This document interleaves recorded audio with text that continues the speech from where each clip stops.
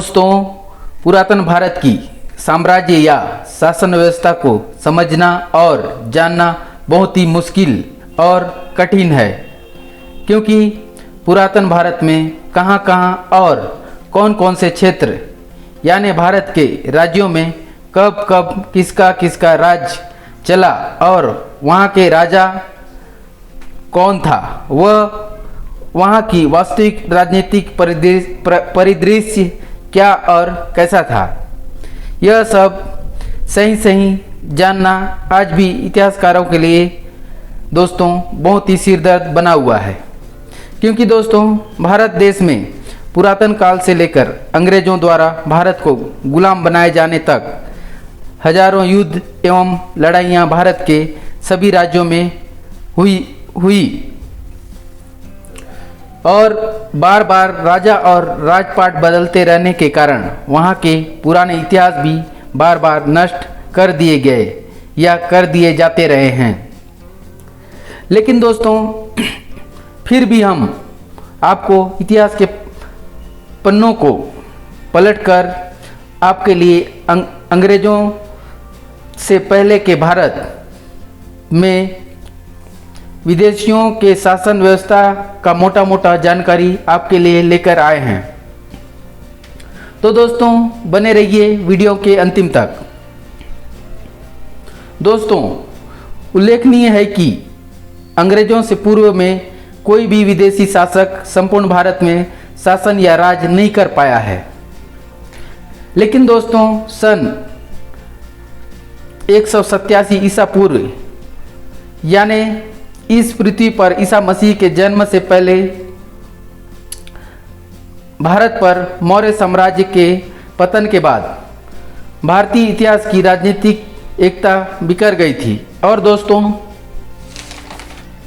इसके बाद इंदकुश से लेकर कर्नाटक एवं बंगाल तक एक ही राजवंश का शासन व्यवस्था पर आधिपत्य नहीं रहा और इन क्षेत्रों में आपसी फूट एवं मतभेद तथा निजी स्वार्थों इत्यादियों की पूर्ति के लिए छोटे छोटे जनपदों में शासन व्यवस्था या राजपाट होने लगा था। और दोस्तों, इस खंडित एकता के चलते देश के उत्तर पश्चिमी मार्गों से कई विदेशी आक्रमणकारी भारत में आकर अनेक भागों में अपने राज्य स्थापित वहाँ के राजाओं को पराजित करने लगे थे।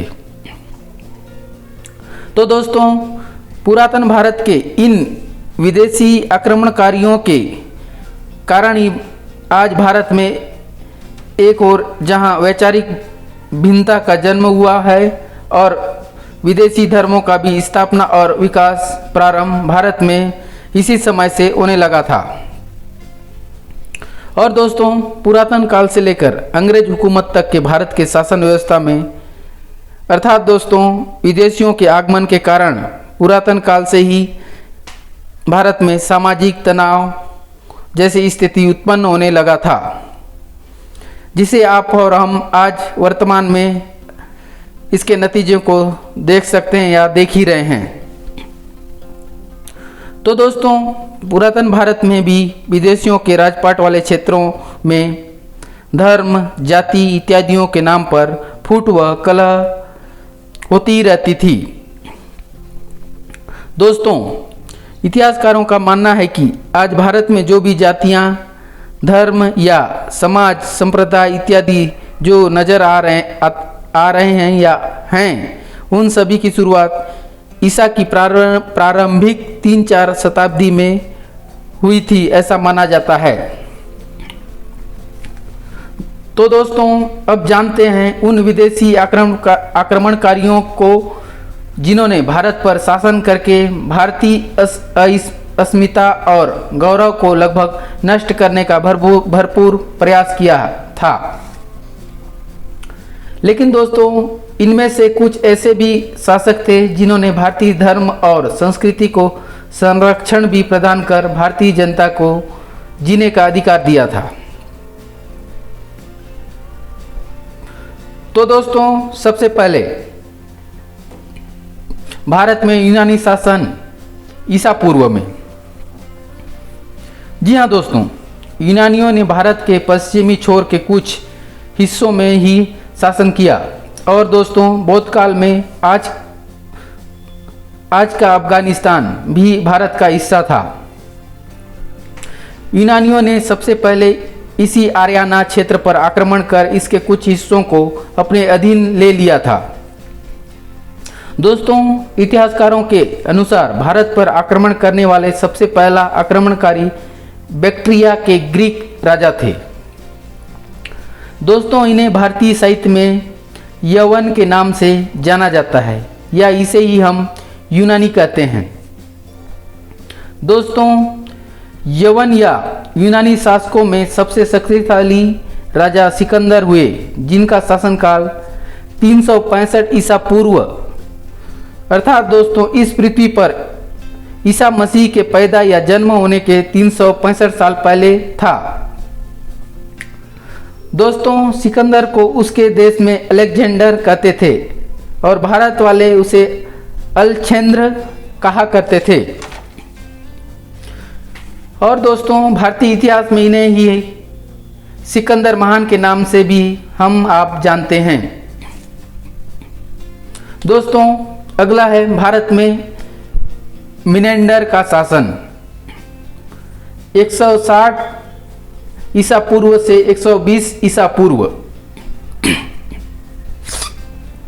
दोस्तों जब भारत पर नौवां बौद्ध शासक वृहद्रथ का शासन चल रहा था, तब ग्रीक राजा मिनेंडर अपने सहयोगी डेमेट्रियस यानी दिमित्र के साथ युद्ध करता हुआ सिंधु नदी के पास तक पहुंच गया और दोस्तों भारत पर विजय प्राप्त कर अपने साम्राज्य को सिंधु घाटी से लेकर स्वात घाटी से मथुरा तक विस्तारित कर लिया था। वह पाटलिपुत्र पर भी आक्रमण करना चाहता था, लेकिन दोस्तों कामयाब नहीं हो पाया। दोस्तों आगे जानते हैं भारत में शक शासन व्यवस्था को 123 ईसा पूर्व से 200 ईस्वी सन तक। दोस्तों इतिहासकारों का माने तो शक आक्रमणकारी संभवतः उत्तरी चीन या यूरोप के मध्य स्थित जिंगजियांग प्रदेश के निवासी थे। शकों ने शुरुआत में यवनों अर्थात यूनानियों के भारत वाले कब्जे पर आक्रमण कर अपना छोटा छोटा राज्य स्थापित किया और उसके बाद शक राजा गुजरात क्षेत्र के सौराष्ट्र को जीतकर अवंतिका पर भी आक्रमण किया था। दोस्तों शक राजाओं ने भारत के गांधार, सिंध, महाराष्ट्र, मथुरा और अवंतिका आदि क्षेत्रों के कुछ स्थानों पर लंबे समय यानी 130 ईस्वी से 388 ईस्वी सन तक राजपाट किया था।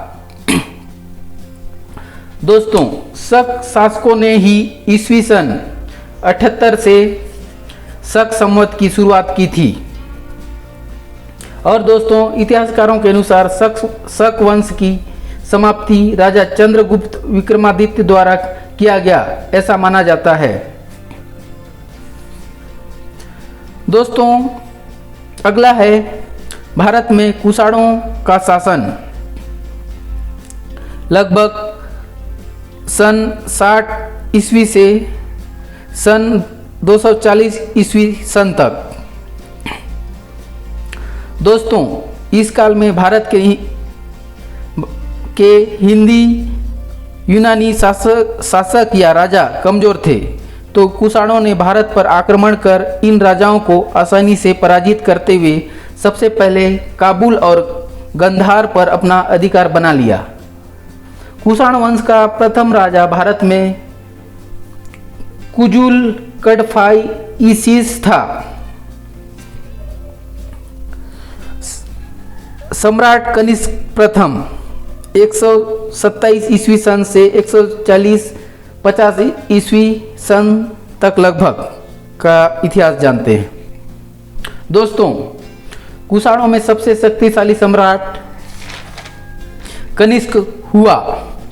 सम्राट कनिष्क का राज्य कश्मीर से लेकर उत्तरी सिंध तथा पेशावर से सारनाथ के आगे तक फैला था।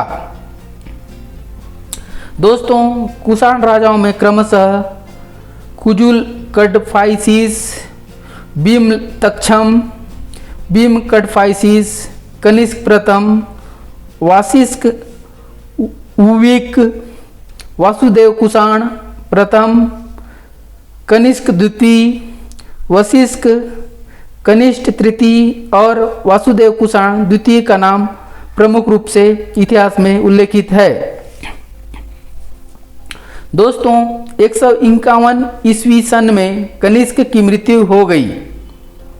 और दोस्तों, कुषाण राजा कनिष्क का साम्राज्य बहुत विस्तृत था। उसकी उत्तरी सीमा चीन के साथ छूती थी। और दोस्तों, कनिष्क द्वारा ही पुष्पपुर की स्थापना की गई थी, जो आज का पेशावर शहर है और आज यह शहर वर्तमान में पाकिस्तान में स्थित है। और दोस्तों, यहाँ पर ही कनिष्क ने एक विशाल स्तूप की स्थापना करवाई थी। और दोस्तों, अगला है भारत पर हुणों का शासन। दोस्तों, इतिहासकारों के अनुसार हुण मध्य एशिया या उत्तरी चीन की एक खानाबदोश और बर्बर जाति थी। हुणों ने पंजाब और मालवा की विजय के बाद भारत में स्थायी निवास बना लिया था। दोस्तों, भारत के इतिहास में हुणों के राजा तोरमाण और उनके पुत्र मीर गुल का नाम बहुत प्रसिद्ध है। हुणों ने मथुरा व उत्तर प्रदेश के मंदिरों व बुद्ध और जैन स्तूपों को भी क्षति पहुंचाकर खूब लूटपाट की थी। दोस्तों, हुणों का राज अफगानिस्तान सहित पश्चिम उत्तर और मध्य भारत के कुछ हिस्सों में था, लेकिन दोस्तों दक्षिण भारत पर इनका साम्राज्य नहीं फैला था। दोस्तों, मालवा के राजा यशोवर्मन और बालादित्य ने मिलकर 528 ईस्वी में हुणों के राजा तोरमाण को हरा दिया था। और दोस्तों, इसके बाद हुण भारत में ही बस गए और उन्होंने भारत की धर्म, कला और संस्कृति को भी बढ़ाने में आगे जाकर बहुत ज़्यादा योगदान दिया था। दोस्तों, अगला है भारत पर अरब ईरानी शासन। सन 711 से सन 715 ईस्वी सन तक। दोस्तों, शक, कुषाण और हुणों के पतन के बाद भारत का पश्चिमी छोर कमजोर पड़ गया था। तब आज का अफगानिस्तान और पाकिस्तान के कुछ हिस्से फारस साम्राज्य के अधीन थे, तो बाकी क्षेत्र भारतीय राजाओं के। तो दोस्तों, भारत में इस्लामिक शासन का विस्तार 7वीं शताब्दी के अंत में मोहम्मद बिन कासिम के सिंध पर आक्रमण के बाद शुरू हुआ था। और दोस्तों, लगभग सन 712 में इराकी शासक अल हल्लाद के भतीजे एवं दामाद मोहम्मद बिन कासिम ने 17 वर्ष की उम्र में सिंध के अभियान अर्थात भारत पर आक्रमण को सफल नेतृत्व किया था। दोस्तों, इस्लामिक खलीफाओं ने भी सिंध फतह के लिए कई आक्रमण किए। एक बार 10,000 सैनिकों का एक दल ऊंट घोड़ों के साथ सिंध पर आक्रमण करने के लिए भेजा गया, जो उस समय के लिहाज से बहुत ज़्यादा तादाद थी। दोस्तों, इस प्रकार भारत के सिंध प्रांत में खलीफाओं ने सन 638 से 711 ईस्वी तक 74 वर्षों के काल या समय में 9 खलीफाओं के नेतृत्व में 15 बार आक्रमण किए। और दोस्तों, 15वें आक्रमण का नेतृत्व मोहम्मद बिन कासिम ने किया था। और दोस्तों, भारत के सिंध प्रांत को अपने कब्जे में लेकर भारत के सिंध प्रांत में राजपाट आरंभ शुरू कर दिया था। दोस्तों, अगला है भारत पर गजनवी तुर्क शासन। सन 977 से दोस्तों, अरबों के बाद तुर्कों ने भारत पर आक्रमण किया। अलप्तगीन नामक एक तुर्क सरदार ने गजनी में तुर्क साम्राज्य की स्थापना की थी। तुर्क राजाओं में सबसे ताकतवर राजा महमूद गजनवी हुए। दोस्तों, मोहम्मद गजनवी ने राज्य विस्तार और धन सोना तथा स्त्री प्राप्ति के लिए भारत पर सन 1001 से लेकर 1026 ईस्वी सन के बीच भारत पर एक नहीं, दो नहीं, न ही 3-4 बल्कि कुल 17 बार आक्रमण किया। दोस्तों, मोहम्मद गजनवी के आक्रमण काल में भारत पर पंजाब व काबुल में हिंदू वंश के शासकों का शासन था, तो कश्मीर की शासिका रानी दिग्दा थी। और दोस्तों, सिंध प्रांत पर पहले ही से ही अरबों का राज था, तो वहीं मुल्तान पर शिया मुसलमानों का राज था। और दोस्तों, कन्नौज में प्रतिहार, मालवा में परमार वंश, गुजरात में चालुक्य वंश और बुंदेलखंड में चंदेल वंश के राजाओं का शासन मोहम्मद गजनवी के आक्रमण काल में था। और दोस्तों, दक्षिण भारत में चोल वंश के राजाओं का शासन भी संचालित था। दोस्तों, अब जानते हैं महमूद गजनवी के भारत पर किए गए 17 आक्रमणों को। दोस्तों, महमूद गजनवी ने अपने दूसरे आक्रमण में राजा जयपाल को हराया था। और दोस्तों, महमूद गजनवी ने चौथे आक्रमण में भटिंडा के शासक आनंदपाल को पराजित किया था। दोस्तों, इसके बाद गजनवी ने अपने 5वें आक्रमण में पंजाब को जीत लिया था। दोस्तों, महमूद गजनवी ने अपने 6वें और 7वें आक्रमण में नगरकोट और अलवर राज्य के नारायणपुर पर विजय प्राप्त कर ली थी। दोस्तों, महमूद गजनवी का सबसे भयानक क्रूरता और बर्बरता उनके 10वें आक्रमण नंदशाह राज्य पर था, जहां उनके सैनिकों ने भारी लूटपाट व तबाही करने के साथ ही वहां के सुंदर महिलाओं का भी हरण कर लिया था। इसके बाद 11वां आक्रमण महमूद गजनवी का कश्मीर पर हुआ। और दोस्तों, महमूद गजनवी ने 12वां आक्रमण कन्नौज पर किया था। इसके साथ ही दोस्तों, महमूद गजनवी ने अपने 13वें अभियान में बुंदेलखंड, किरात तथा लोहकोट आदि को जीता था। गजनवी ने 14वां आक्रमण ग्वालियर तथा कालिंजर पर किया था। दोस्तों, महमूद गजनवी ने अपने 15वें आक्रमण लोदर्ग, जैसलमेर, चिगलोदर गुजरात तथा अनिलवाड़ गुजरात में की थी और यहाँ पर भी भारी मात्रा में लूटपाट और अमानवीय की बर्बरता की हद को पार किया था। दोस्तों, महमूद गजनवी ने अपना 16वां आक्रमण सन 1025 ईस्वी सन में सोमनाथ पर किया था। दोस्तों, महमूद गजनवी ने वहाँ के मंदिरों को तोड़ा था और वहाँ की सोमनाथ मंदिर से अपार धन संपत्ति व सोना चांदी इत्यादियों को लूटा था।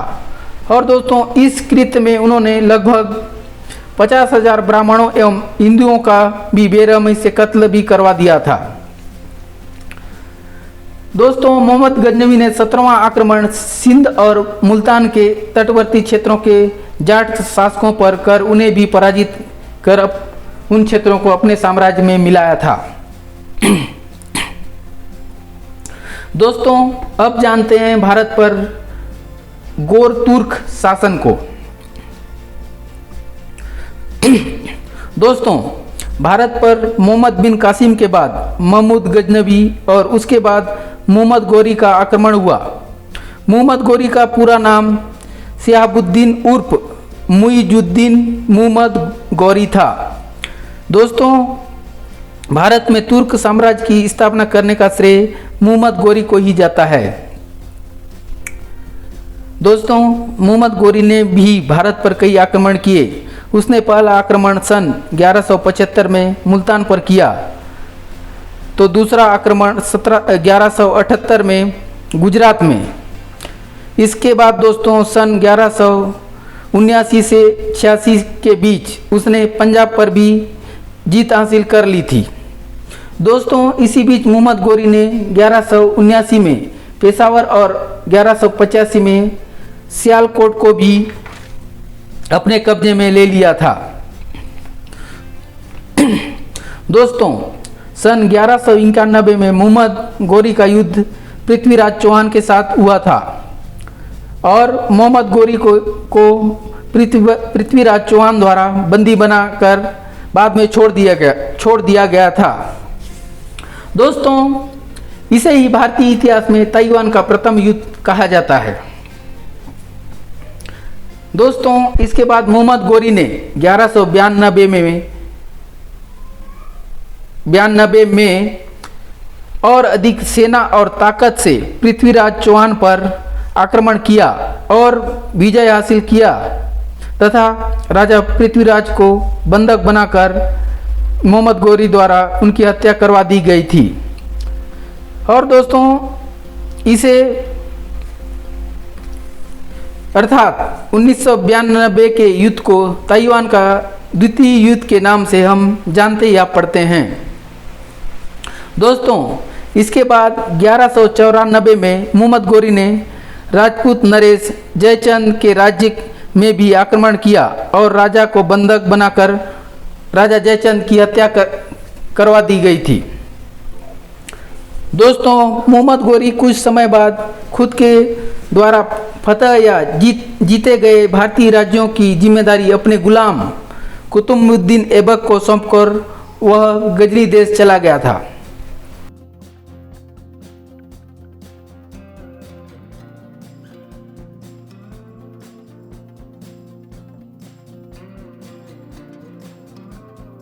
दोस्तों आगे जानते हैं भारत में गुलाम वंश की शासन व्यवस्था को।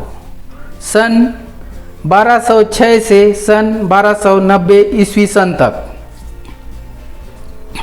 जी हाँ दोस्तों, सन 1206 से 1290 के मध्य दिल्ली सल्तनत पर जिन तुर्क शासकों द्वारा राजपाट या शासन किया गया उन्हें गुलाम वंश का शासक कहा जाता है।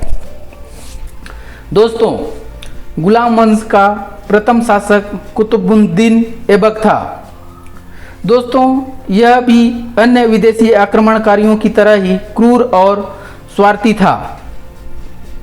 इन्होंने 1194 में अजमेर को जीतकर यहाँ स्थित जैन मंदिर एवं संस्कृत विश्वविद्यालय को नष्ट करवाकर उनके मलबे पर क्रमशः कुव्वल उल इस्लाम एवं 2.5 दिन का झोपड़ा का निर्माण करवाया था।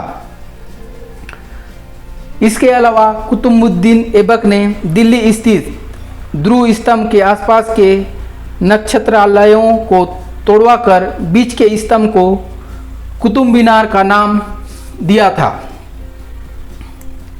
दोस्तों कुतुबुद्दीन ऐबक ने 1202 से 1203 ईस्वी में बुंदेलखंड कालिंजर किले को जीता और सन 1197 से 1205 के मध्य ऐबक ने बंगाल और बिहार पर आक्रमण कर उदंडपुर, बिहार, विक्रमशिला एवं नालंदा विश्वविद्यालय पर भी अधिकार कर लिया था। दोस्तों कुतुबुद्दीन ऐबक के बाद क्रमशः आराम शाह, इल्तुतमिश, रुकनुद्दीन, फिरोज शाह, रजिया सुल्तान, मुइजुद्दीन बरहाम शाह, अलाउद्दीन मसूद, नसरुद्दीन व इनके कई शासकों के बाद गयासुद्दीन बलवन 1250 से 1290 का गुलाम वंश के शासकों में उल्लेखनीय नाम है। दोस्तों दिल्ली में यह पहला मुस्लिम वंशी शासन था जो लगभग 84 वर्षों तक राजपाट किया। इस वंश का शासन सिर्फ उत्तर भारत तक ही सीमित था। दोस्तों आगे जानते हैं भारत पर खिलजी वंश के शासन को। 1290 से सन 1320 ईस्वी सन तक। दोस्तों, गुलाम वंश के बाद दिल्ली पर खिलजी वंश की शासन की शुरुआत हुई। दोस्तों, खिलजी वंश मूलतः तुर्किस्तान से आया था और शुरुआत में ये गुलाम वंश के सैनिक हुआ करते थे। इसी वंश का एक सैनिक जलालुद्दीन खिलजी गुलाम वंश के अंतिम कमजोर शासक बादशाह कैकुबाद के पतन के बाद एक गुट के मदद से जलालुद्दीन खिलजी दिल्ली की गद्दी पर बैठा था। दोस्तों, खिलजी वंश के शासकों में क्रमशः अलाउद्दीन खिलजी, शिहाबुद्दीन उमर खिलजी और कुतुबुद्दीन मुबारक खिलजी हुए। इसके अलावा मालवा के खिलजी वंश का द्वितीय शासक गयासुद्दीन खिलजी भी खिलजी वंश का शासक था। तो दोस्तों, इसके बाद तुगलक वंश के शासकों ने भी दिल्ली पर राज किया, जिनमें क्रमशः गयासुद्दीन तुगलक, मुहम्मद बिन तुगलक, फिरोज शाह तुगलक, नसरत शाह तुगलक और महमूद तुगलक आदि हुए। और 1399 में तैमूरलंग द्वारा दिल्ली पर आक्रमण के साथ ही तुगलक साम्राज्य का अंत हो गया। दोस्तों, आगे जानते हैं भारत पर लोधी वंश के शासन को। सन 1451 से सन 1526 ईस्वी सन तक। दोस्तों, कई अफगान सरदारों ने पंजाब में अपनी स्थिति मजबूत कर ली थी। इनमें सबसे महत्वपूर्ण बहलोल लोधी था। दिल्ली के शासक पहले तुर्क थे, लेकिन लोधी शासक अफगान। दोस्तों, बहलोल लोधी के बाद दिल्ली पर सिकंदर शाह लोधी और इब्राहिम लोधी ने शासन किया। लेकिन दोस्तों, इब्राहिम लोधी सन 1526 में पानीपत के लड़ाई में बाबर के हाथों मारा गया और इसके साथ ही भारत में लोधी वंश की राजपाट समाप्त हो गई। दोस्तों, अब जानते हैं भारत पर मुगल और अफगान शासन के इतिहास को।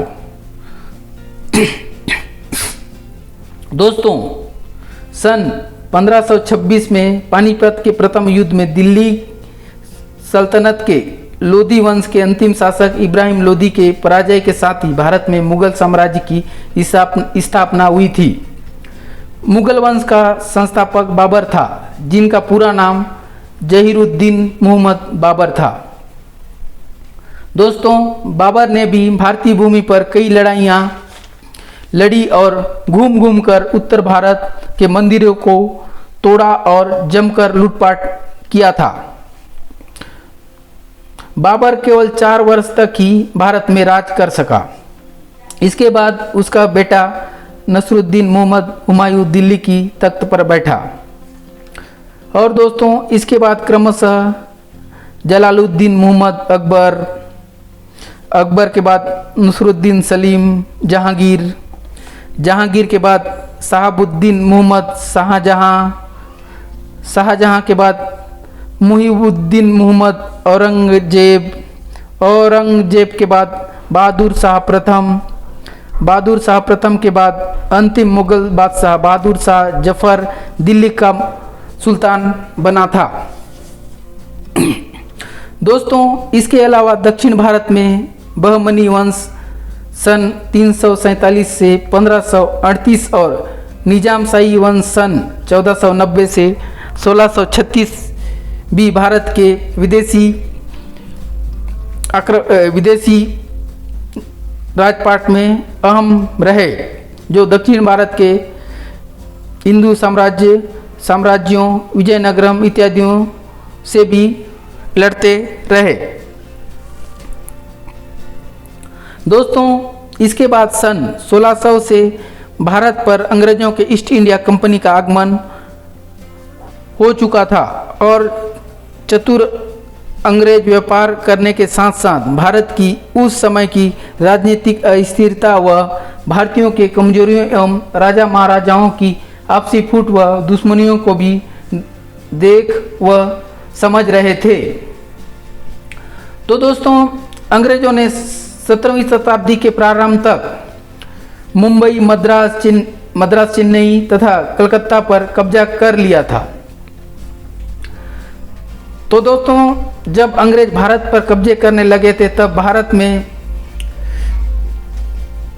मुगल विदेशी शासकों के अलावा मराठों, राजपूतों, सिखों और कई छोटे मोटे राज्य या साम्राज्यों के साथ ही कमजोर मुगल शासक बहादुर शाह जफर का दिल्ली पर शासन था।